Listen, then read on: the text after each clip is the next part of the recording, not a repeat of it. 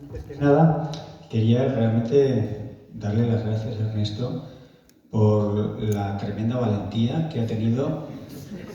A mí me parece honestamente muy valiente que nos recuerde a muchos lo que piensan algunos sectores de la población. Y ha puesto un ejemplo de pues un rosario de afirmaciones que circulan en ámbitos de la sociedad en los que muchos de nosotros no tenemos experiencia directa. Yo en la universidad, aquí muy cerca de aquí, de hecho a 15 minutos de aquí, en la Universidad de Rey Juan Carlos, en el campus de Móstoles, dedico 4 meses a explicar y a debatir con los estudiantes los impactos de la actividad humana en la biosfera y desarrollamos 3 días enteros a precisamente argumentar ante el negacionismo climático que dice la ciencia, ¿no? Claro, no puedo resumir 3 días de clases en un momento. Y tampoco creo que sea necesario, ¿no? Porque en Internet hay mucha información y de una manera u otra todos podemos irla buscando. Lo que hay es que querer buscarla, ¿no? Porque una de las cuestiones muy clásicas es quedarte con aquella parte de la información que confirma lo que tú a priori deseas creer. Esto es algo que se conoce en ciencia como el cherry picking, el elegir las cerezas que están más maduras, ¿no? Yo lo que dejaría para cerrar esta parte es, ante un problema complejo, ante una situación difícil, es muy poco probable que haya una única solución milagrosa. Es muy poco probable que haya una persona, 2 personas, 3 personas muy inteligentes cuya frase, cuya palabra sea iluminadora. Y movería la reflexión de cómo es posible que 150.000 científicos del mundo que apoyan algunos de estos manifiestos del cambio climático que os decía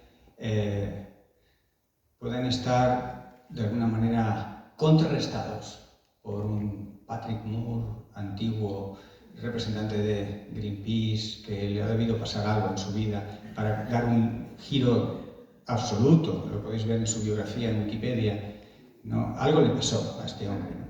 Y algo le ha pasado a varias personas, y Ernesto hoy nos ha recordado lo que le pasa a muchas personas.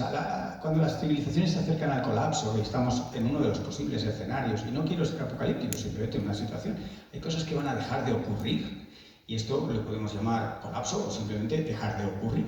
Cuando ocurren estas situaciones, mucha gente le entra miedo. Y cuando te entra miedo cambias. Algunas personas se informan, otras personas simplemente dan un bandazo. Y ahí tenemos algunos ejemplos de personas que han dado un bandazo. Como en los 800 científicos italianos, muchos de ellos del ámbito de la geología, que dieron un bandazo y dejaron de ser científicos para ser pues abanderados del negacionismo. ¿Por qué estamos aquí? Básicamente hay 8 zancadillas o tiros en el pie que la sociedad se pega a sí misma. Es muy paradójico, muy difícil de explicar a nuestros hijos. Porque estos tiros en el pie nos hacen mucho daño, no solo al que se lo pega, sino a todos los demás. Estos 8, lo voy a mencionar 4 o 5, ¿no? Pero uno de ellos es el propio negacionismo. Negar la realidad es algo tan viejo como la humanidad. Cuando algo es grande, es complejo, es doloroso, lo negamos. Esto tiene derivadas patológicas, pero tiene derivadas sociológicas, ideológicas, es muy frecuente. Otro tiro en el pie es la huida hacia adelante.